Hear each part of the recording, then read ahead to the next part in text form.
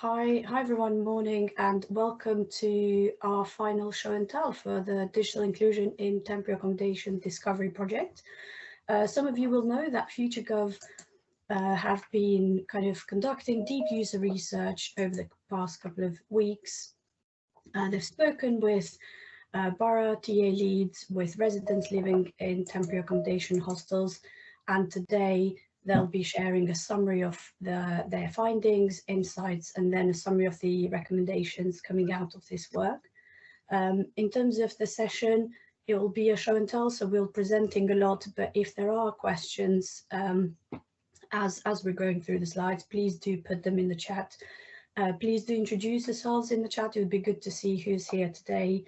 And then at the end, we'll have kind of a bit of time to go through your questions. But again, as I said, please do put your questions in the chat throughout the presentation. On that note, I might hand over to Rachel from FutureGov to take us through the slides. Thank you, Genta. Right, okay, let's move on to, we've got an agenda in the next slide, don't we, Sophie? Fab. So hopefully the majority of you have attended previous show and tells, and we've centred in previous ones quite a lot on the insights. And for that reason, we're not going to go into the insights. There's an incredible amount of information on the insights, and it is worth, if you haven't, spending some time looking at those. But we could spend a whole hour again talking them through. And so the recommendations that have come out of these insights are what we're going to focus on this final one. Do ask, I'm sure Lottie will share the final report with you all if you want to get into some of those details.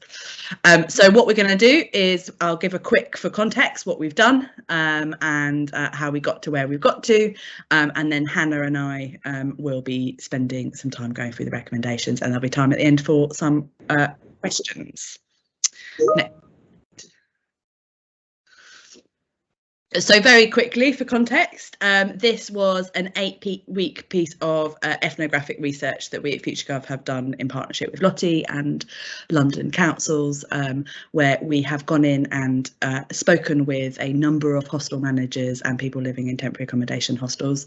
Now, the definition of what a temporary accommodation hostel is varies from council to council, and we, so broadly speaking, what we were essentially looking at was premises of mixed accommodation with some shared spaces. Now, not every single council thinks of hostels in those terms, but just sort of understanding sort of multi-occupancy buildings and the nature of digital exclusion for people living there.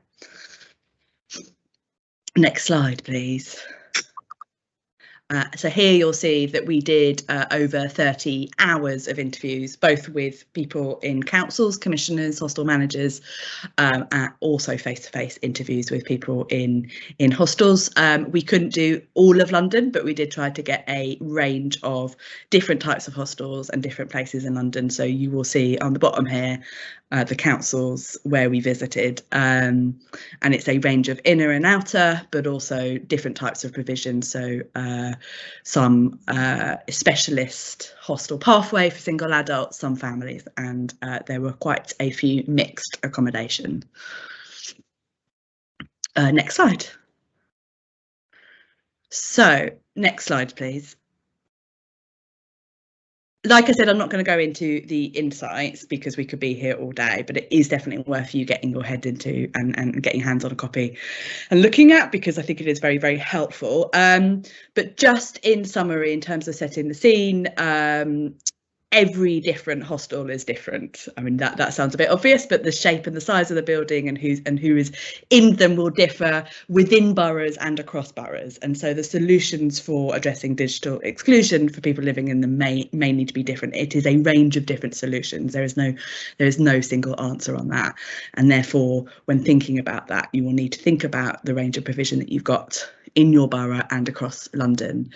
What was quite striking, but probably feels entirely obvious now, is that whilst on paper it may feel, yes, hostels have Wi-Fi, etc. in, the reality of people's lived experience, whether that is because Wi-Fi wasn't good enough or whether because there were other reasons blocking them from accessing their Wi-Fi, the reality of people's experiences of digital exclusion was different to that, to that sort of high level perception of access to Wi-Fi and devices. And then why this is really important, which is an obvious point, is that people stay in temporary accommodation for a very, very long time. So for many, it can be months or even years. And therefore, whilst the temporary is hanging over them, getting it right whilst they are staying in temporary accommodation is really important. The diagram on the bottom, I think, is quite powerful and has really helped shape a lot of our thinking, that essentially there is a hierarchy of need, that you need to get one thing right before you move on, before people start thinking about the next. And so at the bottom, you'll see that Wi-Fi and good reception is fundamentally important to get right. But once that becomes less of an issue, you will see other issues beginning to come to the fore, like access to devices and printers, or safe and quiet communal spaces. You know, as people are increasingly working from home and studying from home, the need to have those quiet spaces in order to work from home becomes increasingly important, and then assistance for people when needed to overcome some of the barriers. So that's it on insights. I'll move on to recommendations. Now, before we move on to the detail of the recommendations, now these were done. These were done with the project team, and these are our recommendations to Lottie. It will need a little bit more thought from Lottie's side in terms of what they do with these recommendations, and what will be really, really important is working with local authorities and those closest to people. So these are high-level recommendations that need more work in thinking about the reality of implementation, but this is where we have got to, and I think there's some quite helpful things to be thinking through here. Next slide. So how did we do it? So there are two stages to moving on from the insights. We go into solution ideation and then prioritisation.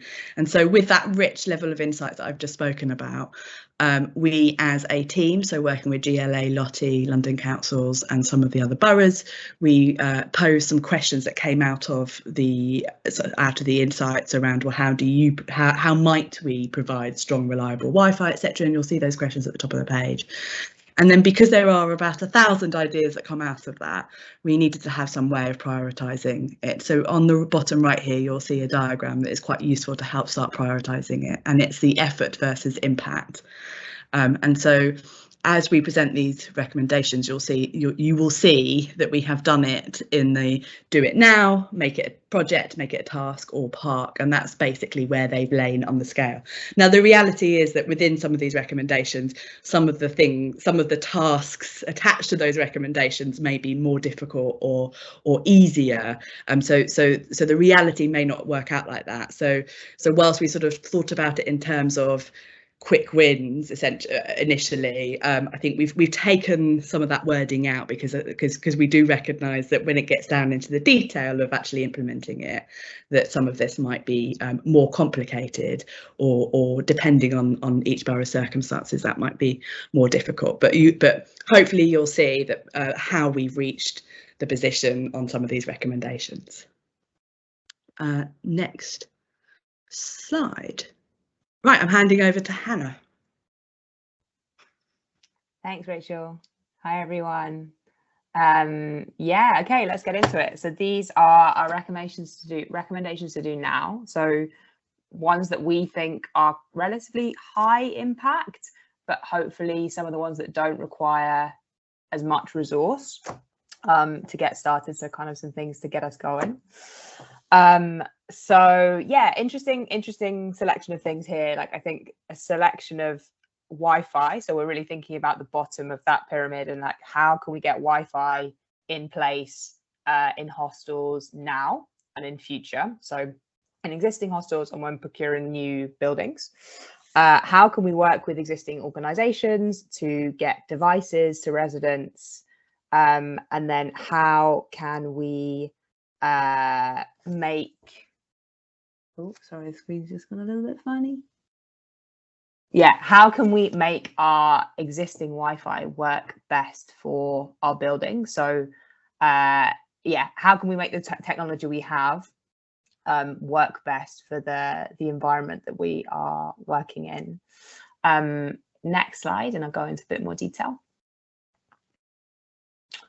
Okay, so in order to improve Wi-Fi provision in hostels, Lottie should form strong partnerships with the GLA, with boroughs, with technology providers and others working on the issue. So we see this kind of as like threefold partnerships. One, maybe joining up with organizations already working on this, so maybe Data Protection Agency or HACT, who are looking at things like this already. Maybe bringing in tech providers that wouldn't work with councils at a district level, but maybe would look at a wider level. That could be anything from people actually providing Wi-Fi in buildings to people like Google, who do some of this kind of pro bono work already. Like if, for example, Google's headquarters are in Westminster, is there something in the kind of social component or CSR components of their tenders that could be applied to council accommodation and TA?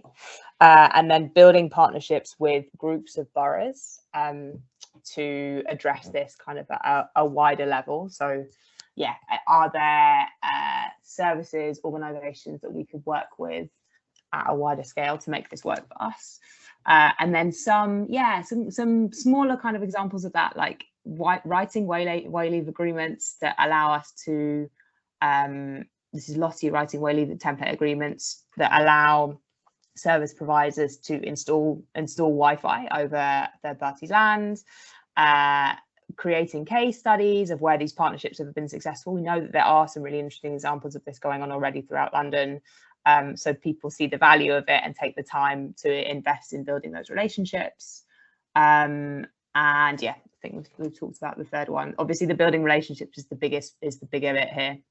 And you'll kind of see in these recommendations, they'll follow a format of probably do some research to create best practice. Once we've got the best practice, maybe share that, disseminate that, and engage councils to understand how it might work for them. And then once you've engaged councils to understand how that works for them, then measure it and iterate on it. So that's kind of the format you'll see throughout these recommendations.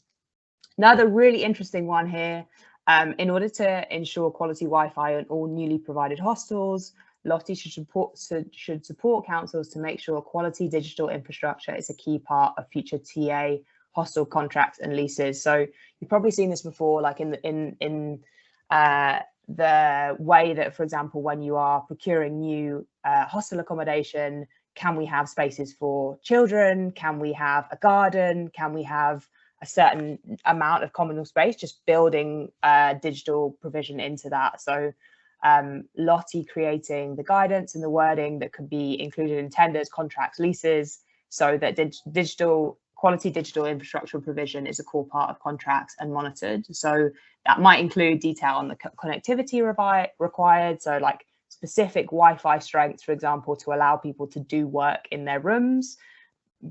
So kind of really getting into that level of detail.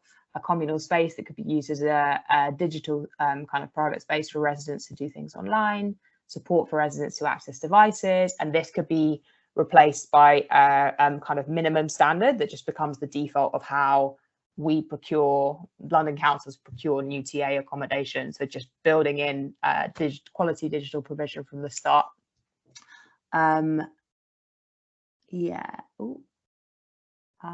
Sorry, I can't. Something has just happened and I can't see the screen. No, it's okay. Next slide, please. Okay, so in order to ensure people living in hostels get access to the devices they're eligible for, Lottie should help TA hostels and councils connect existing initiatives that source and distribute devices. So this might be schools, it might include local VCS.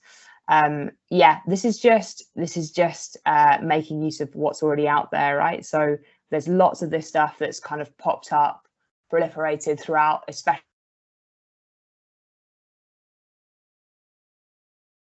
them and get those devices in the hands of people who need them. So for Lottie, this might look like sharing guides to upcycling devices for councils that they can be passed on to residents. of how to source and crowdfund devices, research to understand how that works. So like how to actually implement a device loaning scheme. There will be I'm sure there's lots of barriers there in, yes, the schemes exist, but how do we get them in the hands of the people that need them? So a little bit of research into understanding what's worked previously. And then some kind of bigger lifts here, work with councils and other partners to build strong partnerships with those device distribution schemes. Like, wouldn't it be amazing if it was actually just a default, right? So as in a council in one area had a partnership with a device like sharing scheme, and actually that people just coming into hostels who needed devices had that automatic connection and were just able to have them provided. That's kind of, yeah, a longer stretch of what we might be working to in future. And then also thinking about commissioners, so thinking about how we can develop tools to help commissioners and service managers to understand and explore the digital needs of service users. So can we provide different mindsets or personas that help represent different residents' goals and help them to procure, commission services, support, infrastructure that they need. Next one, please. And then implementing strong, reliable Wi-Fi. So to support hostels to provide quality Wi-Fi appropriate for their building size, shape and occupancy, Lottie should conduct research to understand best practice technology and network approaches. So this is a little bit just tech best practice. Can we conduct research into technology and network best practice in multiple occupancy buildings? So probably this would involve engaging a specialist, like a technical consultancy, to understand like what is best practice for multiple occupancy buildings. How do we make our Wi-Fi go as far as possible? What happens if it's not working? How do we fix it? What are the easy things that we can bring in if that's the case?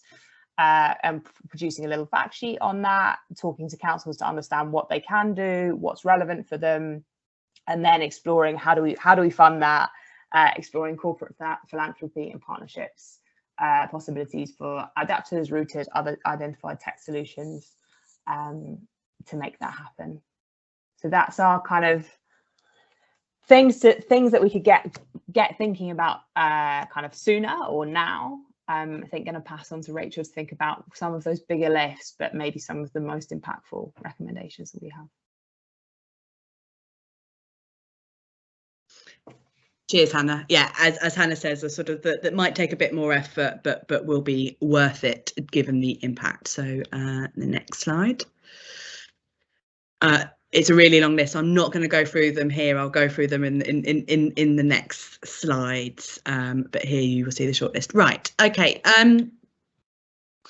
So we talked a bit about and came across a number of different buildings that were prevented from having good quality Wi-Fi due to either some network connection problems or otherwise, and thinking about the scale that Lottie and GLA work on and where they might have best impact. There is a project potentially here around sort of thinking about what some of the most cost-effective solutions might be, and so bringing some of that best practice to the fore, but also some of those partnerships. And I think that's a really strong one that Lottie can start working on, and that is for existing for new hostels or hostels that are existing. People are already living in them, might not have refurbishment on the horizon, but nevertheless, the lack of Wi-Fi is a significant issue for people living in them.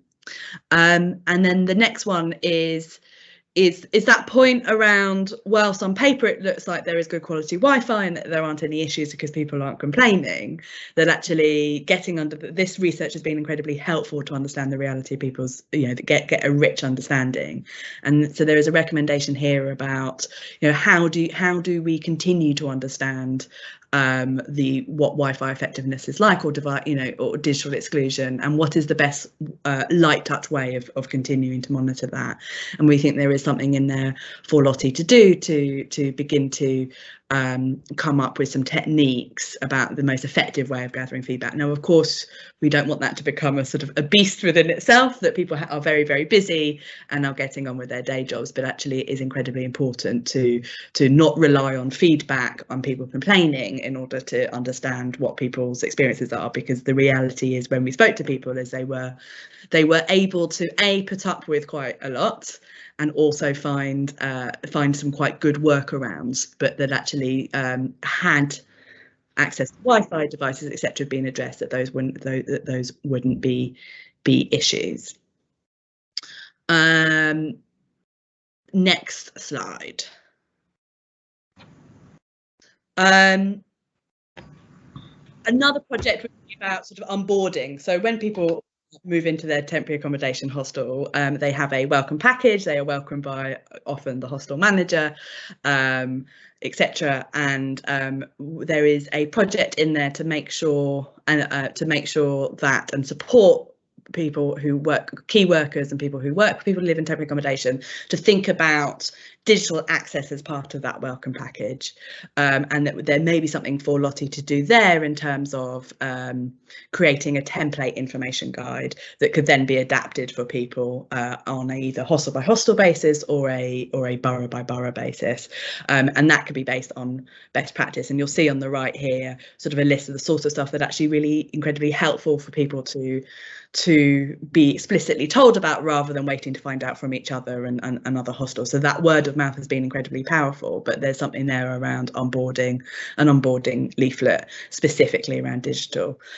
So where you can access printers, that we found actually access to printers was a really important part, not least for people who have children, because homework is often expected, schools expect parents to be able to print stuff off, but in other things as well. How to access the Wi-Fi, where to go to get help, etc. And so there'll be a project there. Another project you'll see on the bottom there, is around connecting with local community provision. Now, there's lots of examples where that is happening, and there were lots of examples pre-pandemic where that was happening already.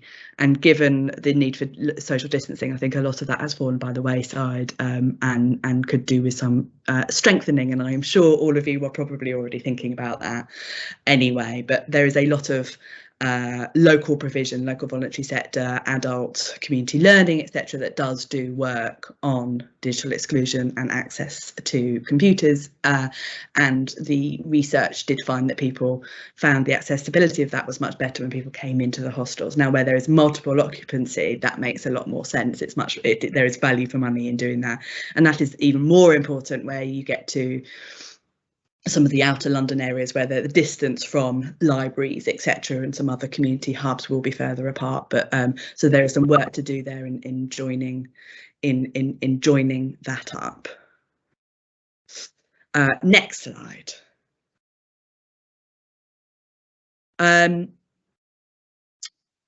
A lot of the conversations that we had did recognise that digital inclusion was an incredibly important part of supporting people to independent living, or standing on their own 2 feet. And however, it has not yet become an explicit part of that. And so whilst people recognise it, actually when thinking about the needs, either at a commissioner level or at an individual level, that's not necessarily an explicit part of the conversation. And so this project is around sort of how to develop some tools that might support either key workers or commissioners, managers, etc. Think about that. So some of the steps that might be included in this is, a first step is understanding how resident placements are made, because in the understanding that, then the tools will be that get developed will be much more specific and impactful. Co-designing a digital component of support plans for temporary accommodation hostels, creating a template set out of that, a set of questions that the key workers might be able to use or hostel managers might be able to use to make sure that they are considering and working through some of the digital aspects of someone's support needs, and then of course working with councils to make sure that those are picked up and useful. Next slide. So these next couple of recommendations are around empowering hostel staff, which is a really important part of that. So the first one here is around broken equipment, and this wasn't across the board, but actually, you know, I've worked in a council for many a year, and I think it's probably true to say that the further away from the centre of the council that some of these satellite buildings, it can sometimes be more difficult to get some of that equipment fixed. But actually, the things like the printer in the office that residents come along and say, can I print something off, is incredibly important, because that is the stuff that people use. And therefore, if that equipment isn't working, not only is it difficult for staff, but it is also difficult for residents. And so one of the solutions there might be is looking at how there are making and ensuring that there are processes in place to prioritise hostels with the digital IT and infrastructure people, to make sure that it is flagged, it is monitored, and it is fixed as soon as possible. Another project is around thinking explicitly about how hostel staff can support residents on their digital needs. Now, for many, particularly where hostel staff recognise themselves as building managers rather than support officers, it is something that is often done in addition to, because they are good members of staff, and recognising that this isn't about changing terms and conditions, but having a think about the digital skills of hostel staff and key workers, because they are often the first port of call that residents call on. So some of the steps that might get there are around thinking about what some of the biggest challenges and gaps that hostel staff might face, and identifying those, and working on using those findings to identify sort of what training might be able to be put in place, or what some of those solutions might be to support staff to improve their digital skills. Next slide. And then the final one on this one is so to identify digital skills that could be for staff training, essentially. So very, very similar to the other one, but sort of thinking about onboarding training for staff, writing in some of the skills for future recruitment, and thinking a bit more explicitly about the, you know, how the skills of hostel staff and key workers might need to be adapted in light of the changing world of the digital world. Right, okay, I think that's it in terms of hostel staff. Can we do the next slide just to check? Oh no, it isn't, sorry. That's the problem with only having one screen in front of me. So this point is around continuing to understand the nature of residents' digital needs. So the pandemic has shifted things quite considerably, and people's experience of accessing online services were different 2 years ago as they were probably 6 months ago. This is not a fixed in time. And so in order to find solutions to support people, we are going to need to continue to understand the nature of digital exclusion, the services that people need access to, their skills level, their devices. So sort of one example of that might be 2 years ago, there may have been fewer initiatives to get devices into people's hands. Now there are quite a lot. And so the recommendations and the actions are shifting towards thinking about, well, how do we make sure that those allocation initiatives are actually linking in with hostel residents, given that they are some of our most vulnerable residents. So some of the actions around here might be, for example, running appropriate, meetings with hostel managers, or touching base with residents and getting quick surveys back from them. Actually going in and monitoring hostel internet usage across London as a snapshot in time, or there might be a lot of different ways in which you could do that. But the project here is to think about how that continues, how that knowledge and understanding continues to grow from here. And I think working with councils and boroughs and hostels in doing that will be incredibly important, just because every different place will have a different story. Next slide. That's it from me. Over to you, Hannah. Thanks, Rachel. Next slide, please. So these are recommendations that we've called recommendations to make a task. So that means that yeah, they're still have an impact, but yeah, maybe a slightly less resource intensive to do than the maker projects. So yeah, potentially ones to think about depending on these next conversations that Lottie has with different stakeholders. Maybe something to think about in the near future. So what we've got here, and also aware that this is a lot of information to take in. Like, oh, so yeah, please, any we'll be quite quick here, and any questions or thoughts, please put them in the chat as we go. We know it's a lot of information. So what we've got here is kind of thinking about this a little bit differently, almost getting to the source. So what if we could make government, central and local government websites data free, like tariff free for residents? So actually when you're trying to do things like access benefits, apply for social housing, anything for jobs, potentially anything that's related to government sites, there was no data charge. A little piece around signposting, so signposting hostel residents to where they can access devices, to where they can get printing services. Talk a bit more about that in a sec. And then finally, how can we help hostel staff to create and improve the communal digital spaces that they have within their existing buildings? So next slide, please. Yeah, first one, I love this one. So to reduce the cost of hostel residents of accessing services online, Lottie should work with government departments to ensure tariff-free access to local and central government websites. So sometimes this is in place already. We know that there are some government websites that already are tariff-free.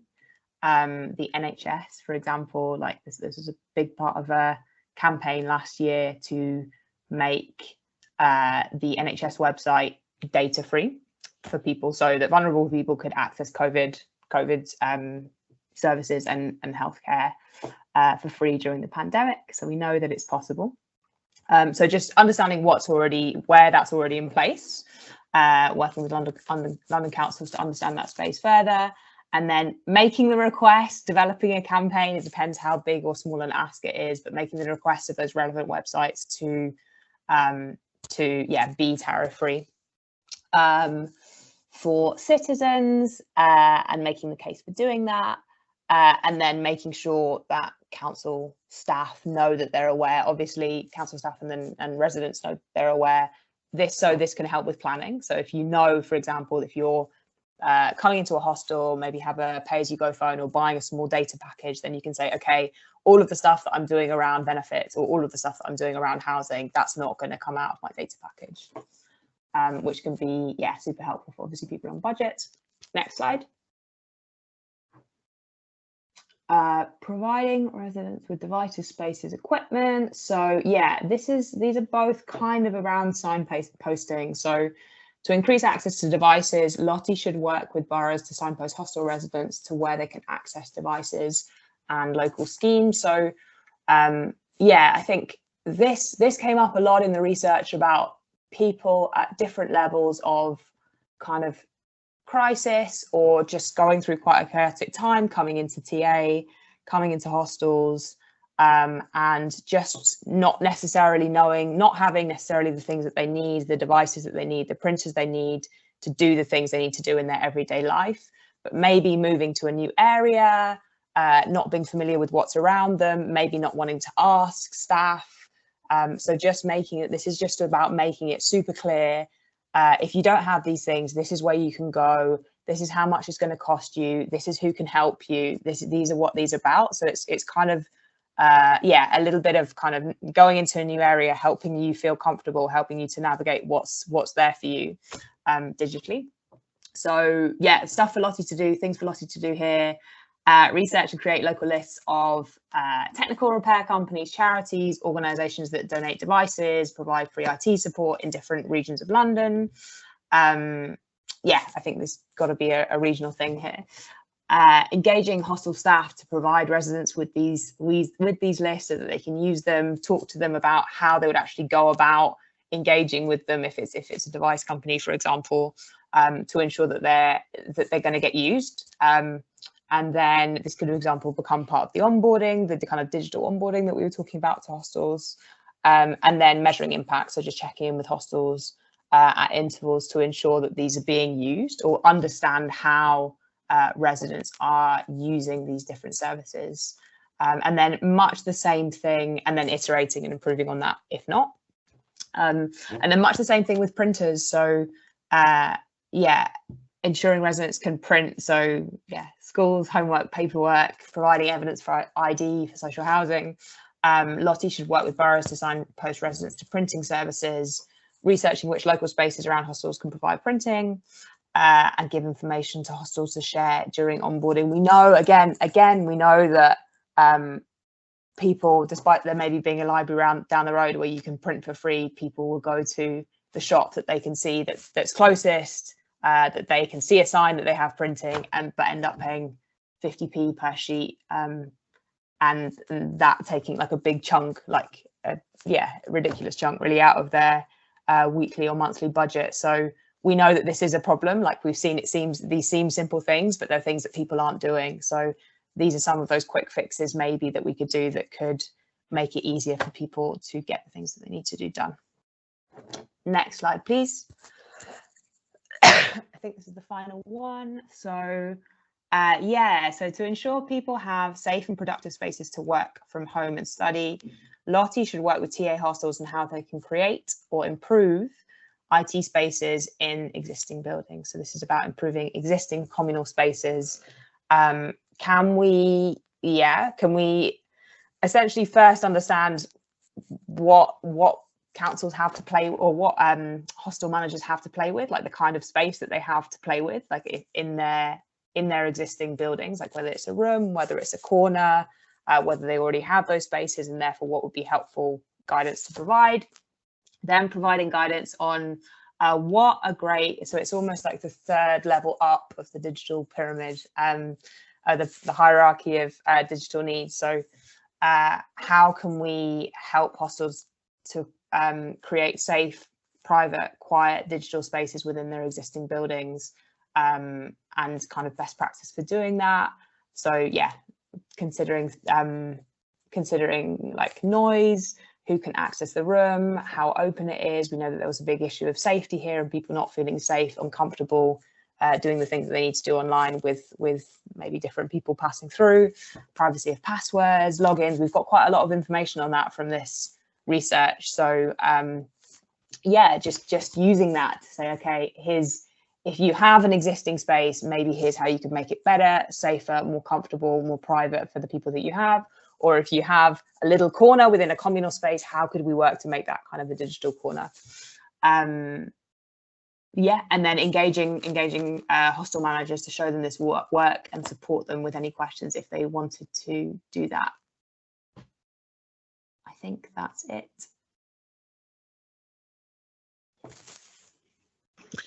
Back to me. Fab. All right. So our recommendations for next steps. So next slide, please, Sophie.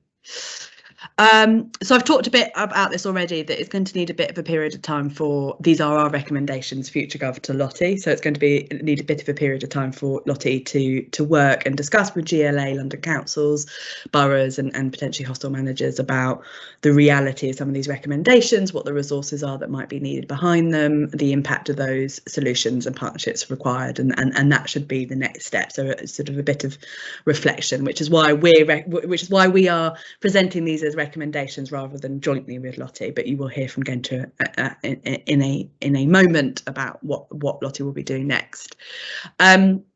Something really important, because a lot of the hostels have people with different levels of need, all within one space. What people's digital needs are layered, and they are complex, and they will differ from space to space and from borough to borough. We've spent a little bit of time thinking about the best way to approach that and what some of those tools might be. And we have developed some sample mindsets as a tool for beginning to think through that. And Hannah will talk about that in a moment, just to demonstrate. And it is just the sample. It is not, these are not personas to be used across the board, but it will help we think it might be a good way when you are thinking about maybe commissioning some future services or thinking about who lives in your hostels, to sort of think about it from the perspective of the user. These solutions do need input from those closest to temporary accommodations and their residents in order for them to be impactful. And so one of the ways that Lottie may be able to take some of this forward is to select a few councils or a few hostels to understand which of these recommendations might be the most impactful and how to implement them. And then a couple of things which I guess we'll always sort of say in this sort of agile way, but keep on testing, keep on validating, keep on making sure that these are actually the right recommendations, the right solutions. People's lives change, the context in which people are living in changes, and so one of the great things about agile working is that you can keep on doing that. The perspective of users, the perspective of our residents in that is incredibly important. So continue to do that research, continue to be curious and try to understand. There is no fixed moment in time. And then the final point is getting that feedback from residents directly and making sure to value participant time accordingly. And people were very, very giving of their time.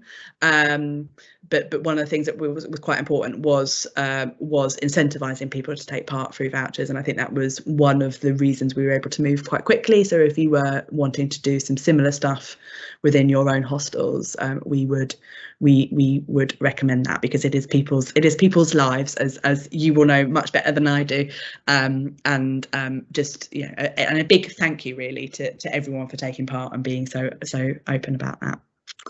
I'm going to hand over to Hannah, who can talk a bit more about these sample mindsets.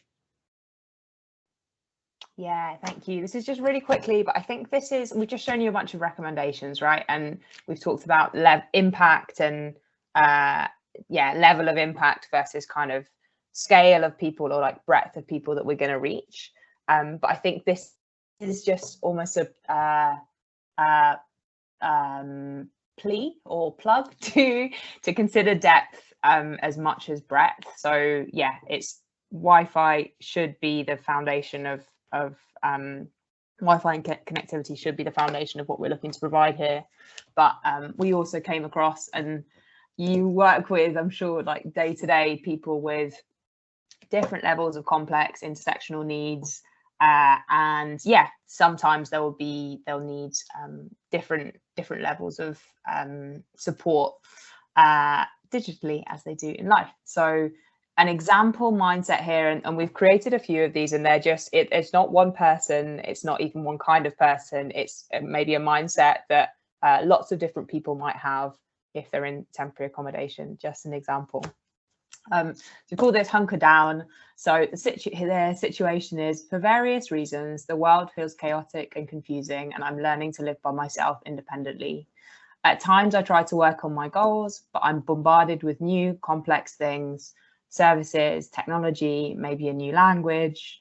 So I stick with what I know and understand. For example, a feature phone rather than a smartphone, not using internet at all, as at least then I can feel in control.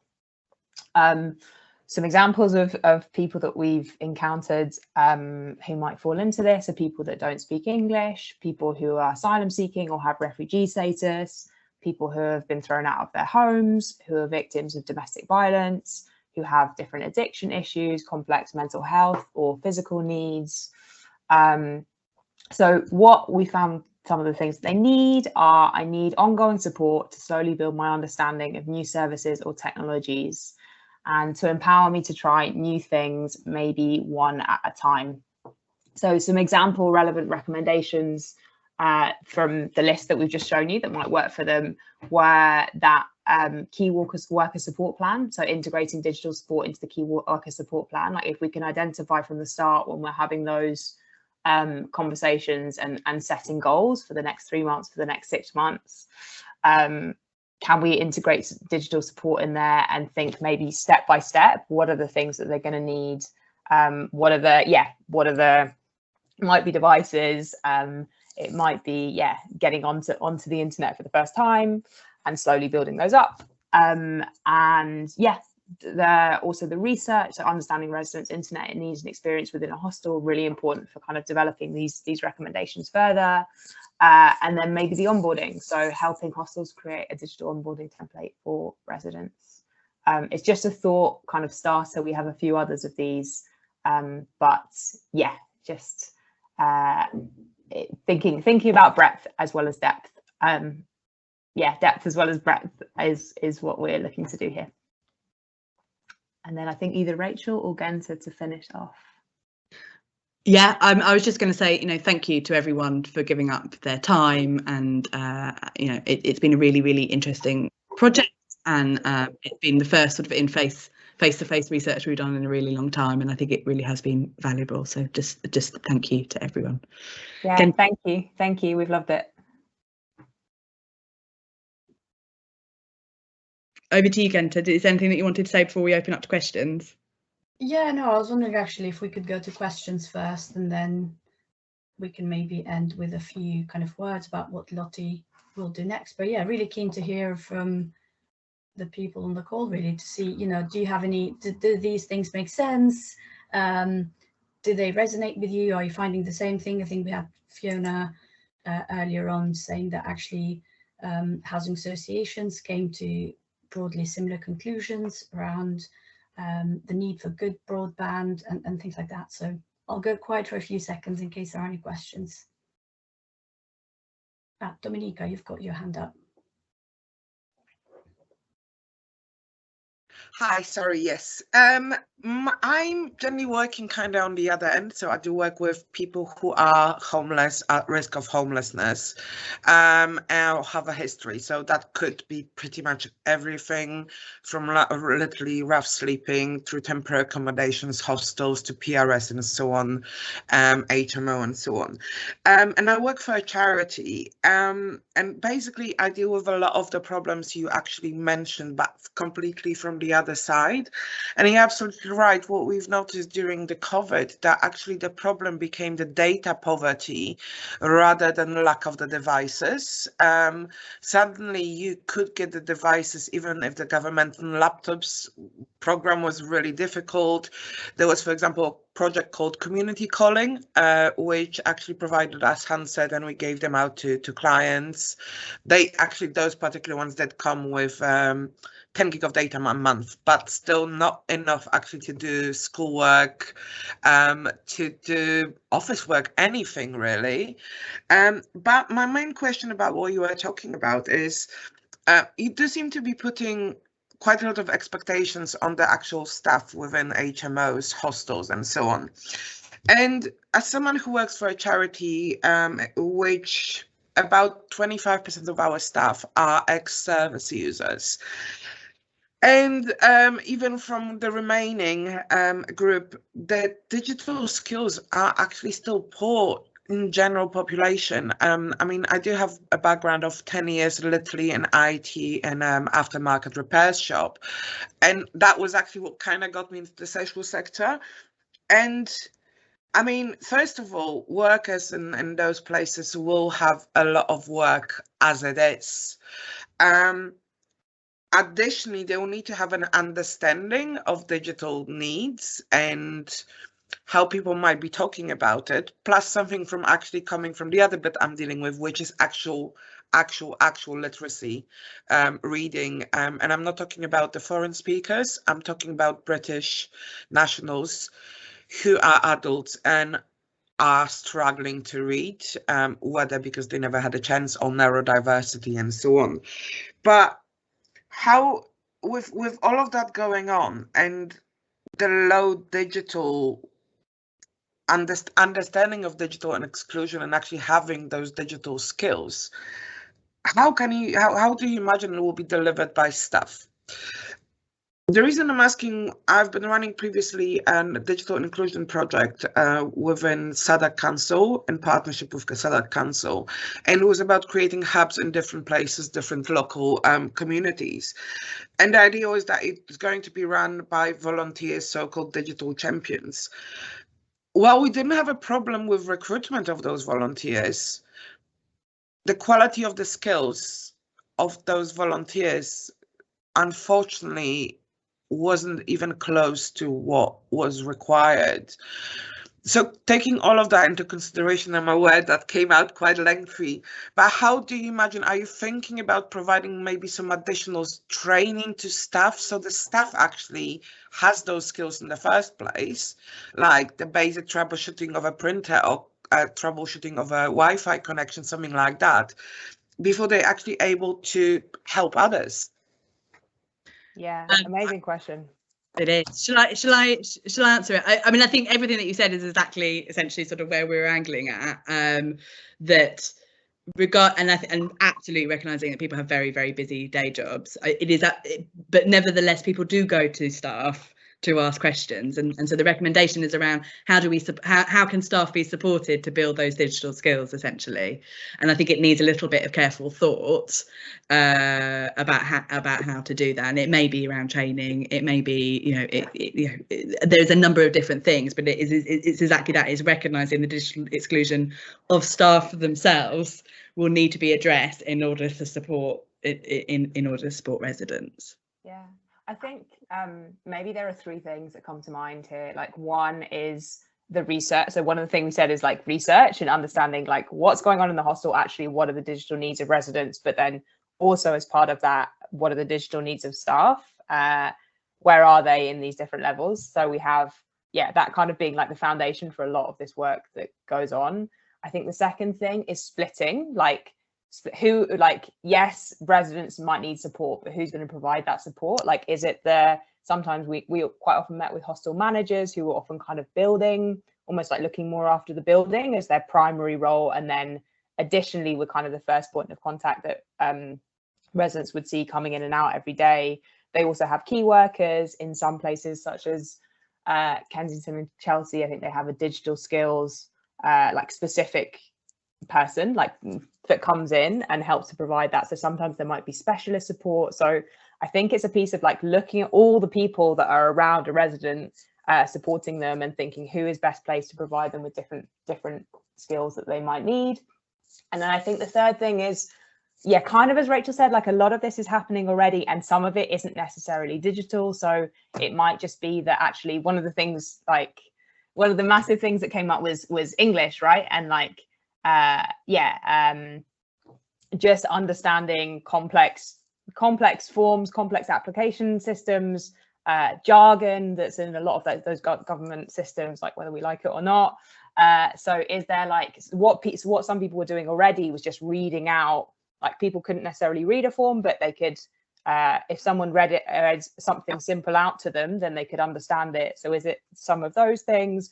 Or for example, could you, for example, if a hostel manager even knew how to show someone how to use a Google Translate plugin, so they could translate to their own language, like that's quite a simple thing to do, but then that instantly puts it into a language and something that people can feel much more familiar and comfortable with. So a lot of kind of what Rachel said, and I think we talked about this for a long time, but there are some of these things that people are doing already, and almost like we heard a little bit, some people, and it completely depends on the hostel, right, and the council, but some people saying like, this would actually make my job much more rewarding because I don't have access to these systems. Like maybe I don't have the time, but if I don't even have the access, or I don't necessarily have the skills, but I know it would be a simple thing to actually provide a lot of help to people in the hostel, then I would really want to do that. Like you want to try and help the people around you. So I think it's a really big one. I think it depends across councils.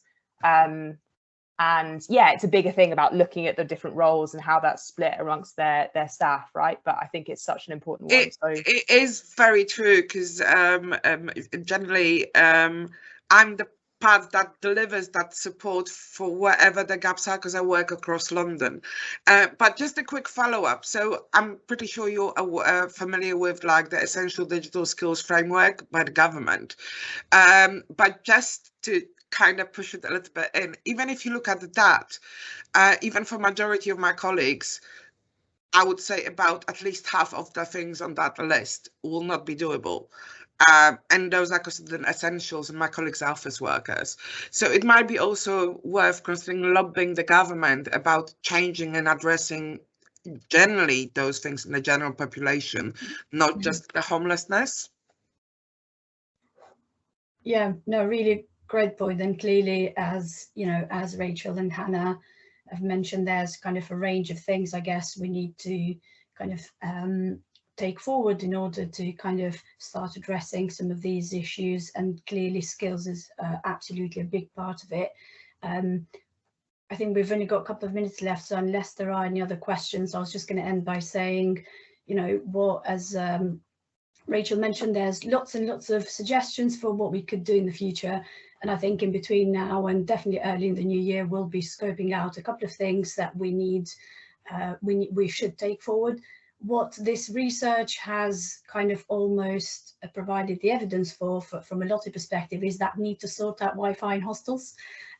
So what we'll be coming up with is a kind of almost like a delivery plan for what we can do in that space, and we'll share more details in the new year. But that feels like if we do absolutely nothing else, we need to look at that, how we address that. And again, we've got huge collective power in London to lobby various organisations, be it telcos or other government bodies. So we'll be designing that action plan very early in the new year and share it with you.